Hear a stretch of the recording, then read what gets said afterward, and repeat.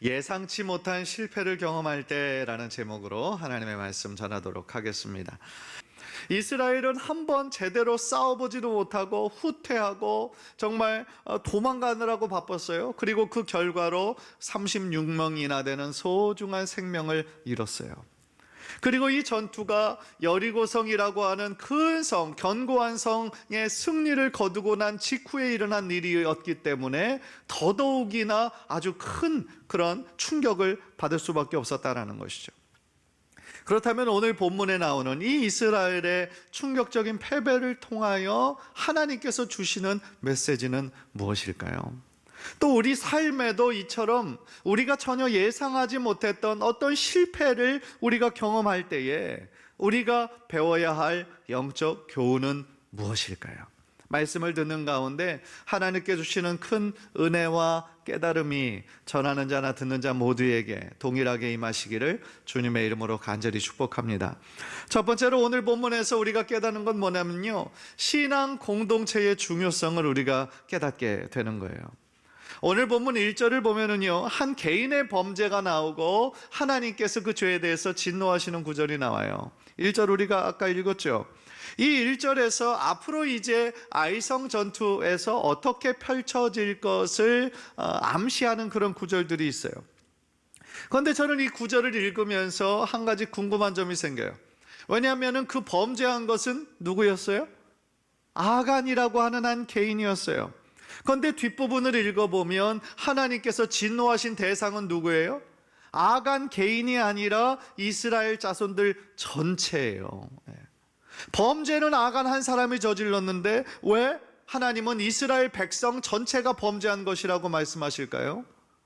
이 부분만을 보면 조금 억울하지 않나요? 내 잘못도 아닌데 내가 왜 연대 책임을 물어야 되지? 예전 중고등학교 다닐 때 다른 친구가 막 짓궂게 장난친 거 가지고 전체가 이렇게 단체 기합 받고 그럴 때 또 억울한 마음도 막 있고 그러잖아요. 내 잘못도 아닌데. 그런데 여기서 깨닫는 것이 하나 있어요. 그게 뭐냐면 하나님께서는요, 신앙 공동체를 굉장히 중요하게 생각하신다라는 거예요. 하나님께서는 1절에 나오는 이 아간의 행위를요, 단순 절도로 생각하지 않으신 거예요. 이 아간의 범죄를 하나님과 이스라엘 백성이 맺었던 그 언약을 깨트리는 것으로 보셨다라는 거예요.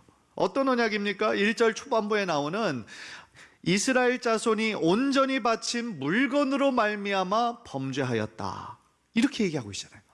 이스라엘 자손들이 온전히 바친 물건으로 말미암아 범죄하였다. 즉 아간의 범죄가 무엇이었냐면요, 하나님께 온전히 바친 물건을 어떻게 한 거예요? 훔친 거예요. 이스라엘 백성에게 이 여리고성 전투는요, 단순히 그들만의 전투가 아니라 하나님의 전쟁이었죠. 거룩한 전쟁이었죠. 따라서 그 전쟁의 전리품은 하나님께 돌려야 됐던 거예요. 그것은 하나님께서 세우신 규정이었어요. 모든 소유는 다 하나님의 것인 것이죠. 그래서 여호수아는 전리품에 대한 규정을 얘기했던 적이 있어요. 그래서 6장 18절인데요 6장 18절 보세요. 너희는 온전히 바치고 그 바친 것 중에서 어떤 것이든지 취하여 너희가 이스라엘 진영으로 바치는 것이 되게 하여 고통을 당하게 되지 아니하도록 오직 너희는 그 바친 물건에 손대지 말라. 여호수아를 통하여서 이미 이 전리품에 대해서 어떻게 해야 할 것을 명령했던 그런 규정이에요. 이처럼 전리품은 하나님께 온전히 바쳐져야 되는 것이었죠. 그 전리품 중에서 어떤 것이든지 다른 목적으로 그것을 취하고 훔치는 자는 진노를 받을 것이고 하나님의 고통을 당할 거다라고 이렇게 엄중 경고했던 것이죠. 그런데 사실 그 명령은요, 이스라엘 백성들에게 있어서 참 쉽지 않은 명령이었어요. 가혹한 명령이었어요. 왜냐하면 고대 전투에 있어서 전리품을 취하는 것은 그 전쟁에 막 목숨 걸고 나아갔던 사람들에게 마땅하게 주어지는 어떤 권리처럼 여겨지던 때였거든요. 그러니까 전쟁에서 이기면 전리품 다 갖는 거예요. 그게 당시 고대 전투의 방식이었다라는 거죠. 그런데 하나님께서는 이번에는 이렇게 모든 전리품은 하나님께 드려야 된다라고 말씀하신 이유가 있죠. 왜냐하면 여리고성 전투에 있어서 이스라엘 백성이 한 게 뭐가 있어요? 그들이 피땀 흘려 싸운 게 아니었잖아요. 그냥 믿음으로 여리고성을 한 바퀴씩, 하루에 한 바퀴씩, 마지막 날은 7바퀴 돌고 함성을 지르고, 그것밖에 없었다라는 것이죠. 따라서 그들은 이 여호수아의 이 전리품에 대한 명령을 마땅히 듣고 순종했어야 됐어요. 여기에서 1절에서 나오는 범죄하였으니에 해당되는 단어를 보니까 단순히 그 하나님의 명령을 어기고 죄를 범하다라는 뜻 외에 부부의 혼인 관계에 쓰이면 이것이 결혼 관계를 파기하다라는 뜻이 있어요. 그러니까 무슨 얘기냐면 이스라엘 백성에게 지금 하나님의 진노가 임한 이유는 뭐였냐면 바로 아간의 그 범죄를 통하여서 이스라엘이 하나님과의 그 언약을 깨트렸다라는 거예요. 그러니까 하나님께서 이스라엘 백성들에게 진노하신 거예요. 사랑하는 성도 여러분, 한 사람의 범죄는요, 개인의 그런 멸망으로 끝이지 않고 공동체 전체에 영향을 미칠 수 있다는 거예요.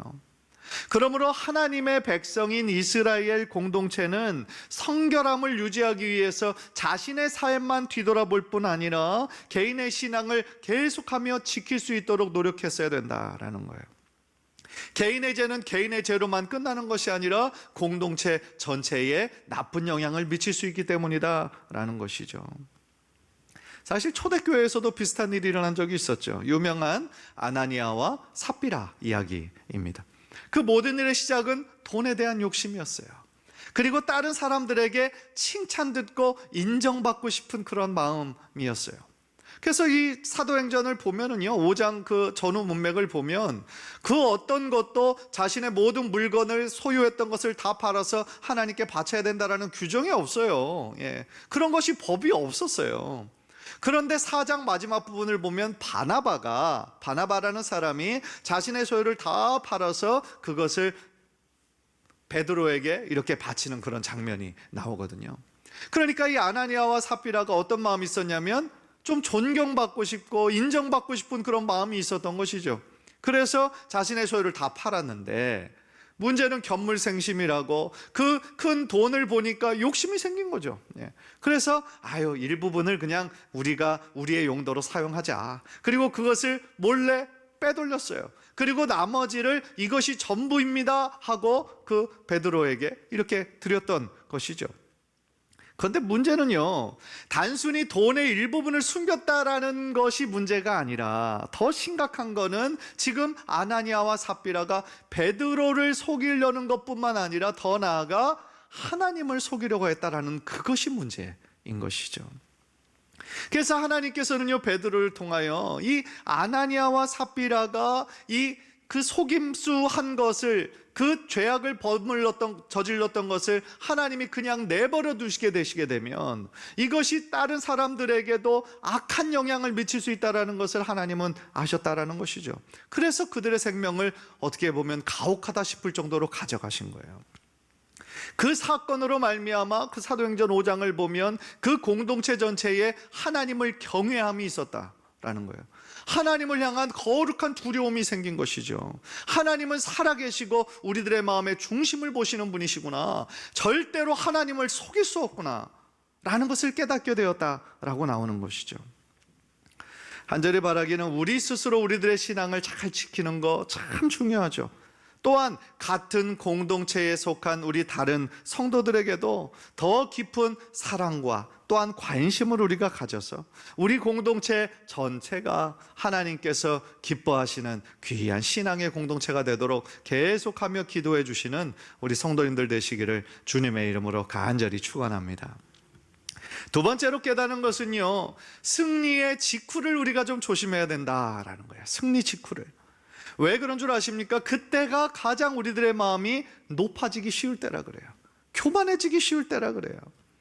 오늘 본문에서도 이 아이성 전투에 임하는 이스라엘 백성들의 태도를 살펴보면 참 여러 가지 문제가 있었는데요, 가장 큰 문제는 아간이 범죄한 범죄였지만 그거보다 더 똑같이 큰 문제는 아이성 전투를 앞두고 하나님께 기도하지 않았다는 거예요.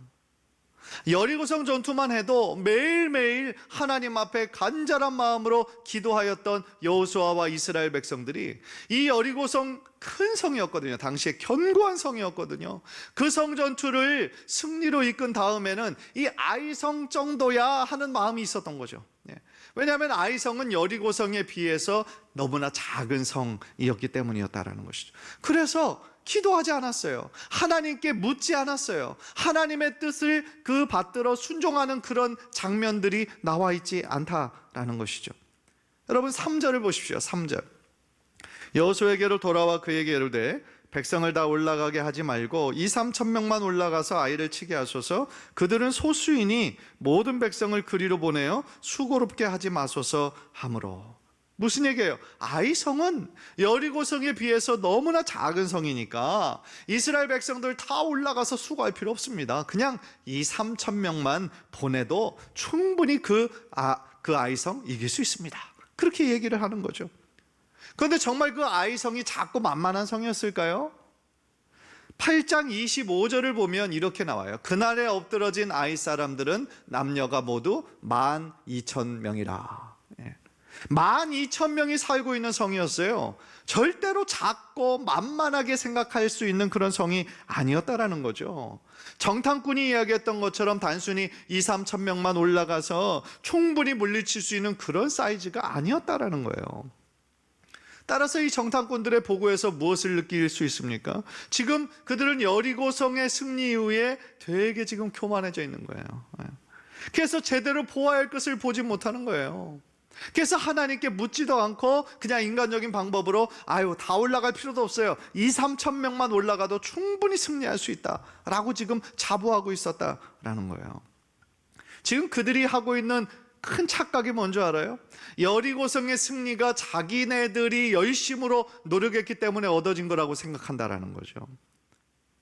그것이 아니었잖아요. 하나님께서 하신 일이었고 그저 이스라엘 백성들은 하나님의 뜻에 믿음으로 순종해서 얻어진 승리였는데, 지금 이스라엘 백성들은 마치 그 승리가 자신들이 성취한 것처럼 착각하고 있었다라는 것이죠.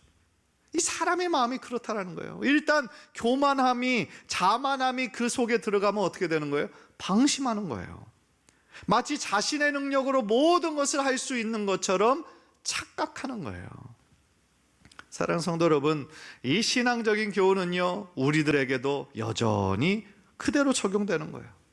우리가 하는 일이 때때로 잘 되고 또 경제적으로 조금 여유가 생기고 그러면 내가 잘해서인 줄로 그렇게 착각할 때가 있어요. 그때 우리들의 입술에서는 내가 이렇게 했더니, 내가 이렇게 했더니, 내가라는 말이 자꾸 주어로 생기게 되는 수가 있다라는 것이죠. 그런데 정말 그때가 신앙적으로는 위험할 때예요. 왜냐하면 그때가 딱 넘어지기 쉬울 때이기 때문인 것이죠. 고린도전서 10장 12절 우리 한번 다 함께 읽읍시다. 시작. 그런즉 선줄로 생각하는 자는 넘어질까 조심하라. 넘어질까 조심해야 된다는 얘기예요. 잠언 16장 18절도 봅시다. 시작. 교만은 패망의 선봉이요 거만한 마음은 넘어짐의 앞잡이니라. 여러분, 하나님 마음에 합한 자다라고 칭찬을 들었던, 그리고 이스라엘 백성들에게 있어서 최고로 존경받는 인물이었던 다윗도 넘어졌잖아요. 그렇죠?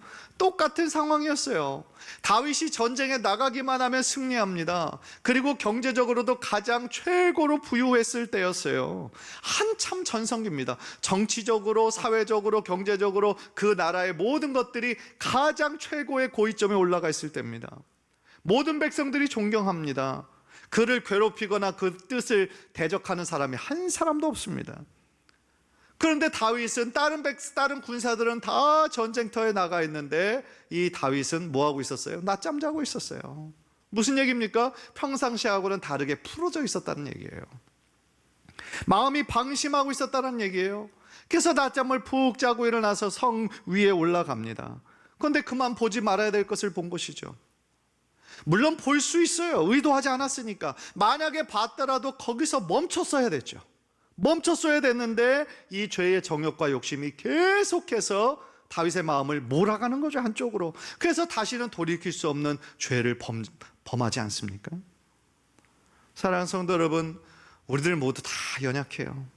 우리 모두 실수하고 넘어지기가 쉬워요. 다윗 같은 사람들, 오늘 본문의 여호수아도 승리하고 그 직후에 방심함으로 말미암아 큰 죄와 실패를 경험했던 것이죠. 사실 우리들의 삶에요, 큰 고난이 있고 참 어려움이 오면 그때는 어떻게 하냐면 우리가 하나님 앞에 더욱더 바짝 엎드려요. 그래서 지금 어려움과 고난의 때는 어떻게든 좀 하나님의 은혜와 하나님의 도우심으로 좀 이 극복하기 원하는 마음에, 사실은 어려움과 고난의 때가 오면 그때 신앙적으로 넘어지는 사람은 많잖아요. 물론 신앙이 연약한 사람들은 왜 나에게 이런 어려움이 올까 해서 넘어지기도 하지만, 사실은 우리가 하나님의 능력을 아는 사람들은 고난이 올 때 더 바짝 엎드려서 하나님의 은혜를 붙잡게 되죠. 잘 넘어지지 않아요. 그런데 문제는 그 모든 일들이 다 해결되고 큰 일, 또 승리를 경험하고 난 이후에 우리들의 마음이 어느 순간 높아지고 방심하면서 나의 경험과 나의 지식을 하나님의 말씀보다 더 의지하게 되면서 넘어지게 되는 거죠. 그 순간이 더 위험하다라는 거예요. 간절히 바라기는 우리가 어떤 일을 만나든지 그 일이 작은 일이든 큰 일이든 우리 자신의 생각과 판단을 따르기보다는 무엇보다도 주님의 뜻이 무엇일까? 주님의 뜻이 무엇일까? 신중하게 묻고 기도해서 늘 하나님을 전적으로 의지하는 저와 여러분 모두 되시기를 주님의 이름으로 간절히 축원합니다. 마지막으로 오늘 본문은 실패의 때에 더욱더 하나님께 나아가야 된다는 것을 우리들에게 가르쳐주고 계세요. 여호수아와 이스라엘 백성들은요, 그 아이성의 그 충격적인 패배 앞에서 어찌할 바를 몰랐어요. 크고 견디한 여리고성은 정복했는데 이 작아 보이는 아이성은 정복하지 못했죠. 그것이 아니라 오히려 패배했고 36명이나 되는 소중한 생명을 잃었으니까, 그리고 그때의 패배가 여호수아에게 있어서는 처음으로 있는 패배였어요. 얼마나 충격이 컸겠습니까? 하나님께서 늘 그들과 함께 해주셔서 어떤 싸움이든지 나가는 것마다 승리했는데 하나님께서 이제 이스라엘 백성들과 함께 하지 않으신 거예요. 등을 돌려버리신 거예요.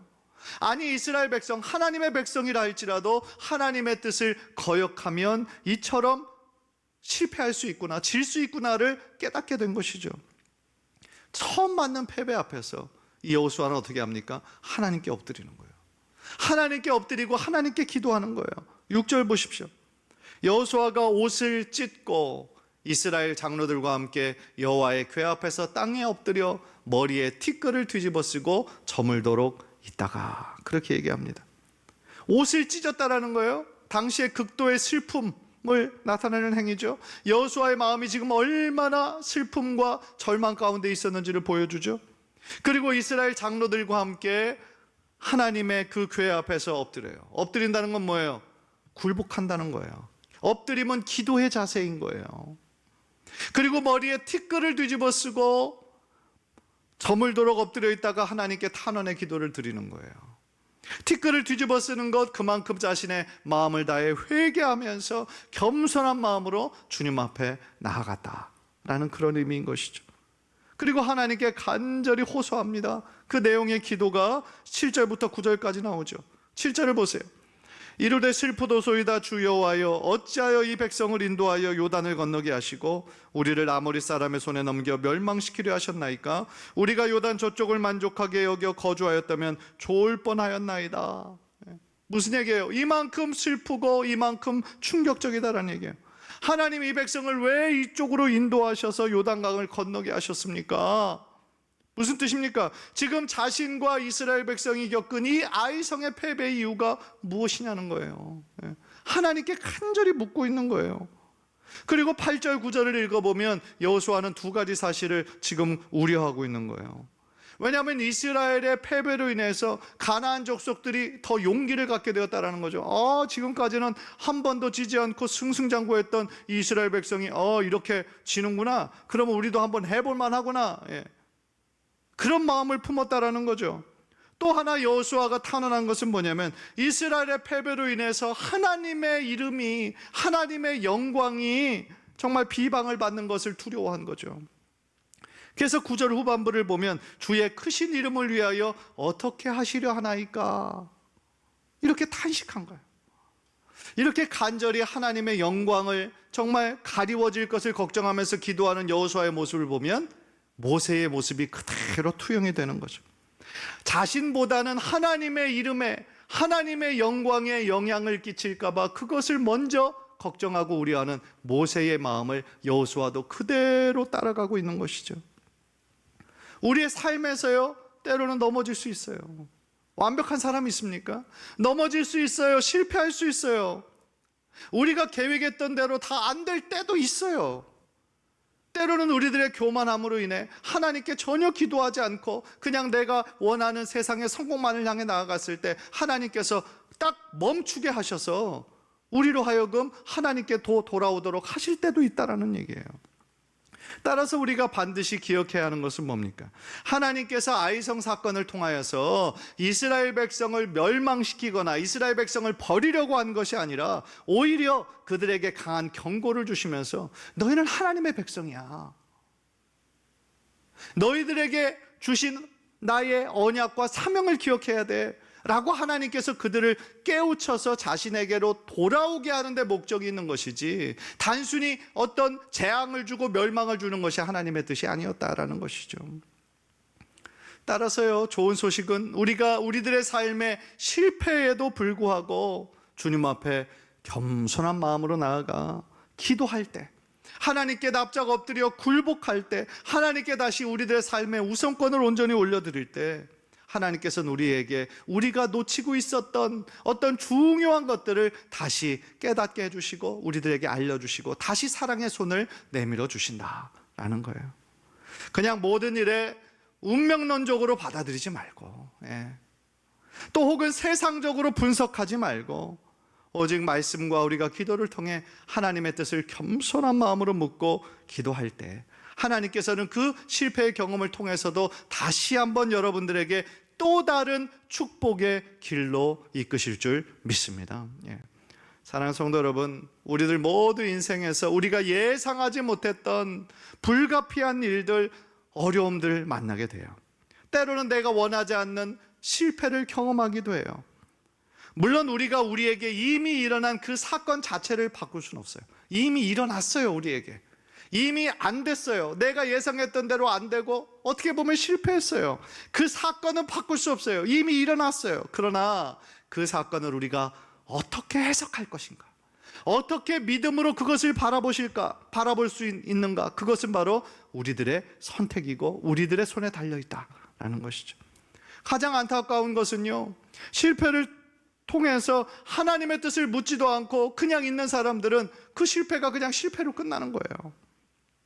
그러나 오늘 본문의 여호수아처럼 예상치 못한 실패를 경험했을 때 하나님 앞에 나아가 하나님의 뜻을 겸손히 구한다면 하나님은 그 사람에게 하늘의 지혜를 허락하시고 다시 일으켜 세워주시고 회복시켜 주실 줄 믿습니다. 간절히 바라기는 오늘 말씀을 기억하셔서 어떤 일에도 우리들의 마음이 높아지지 말고 교만하지 말고 하나님의 뜻에 겸손하게 귀 기울이고 순종해서 하나님께서 기뻐하시는 승리의 사람이 모두 되시기를 주님의 이름으로 간절히 축원합니다.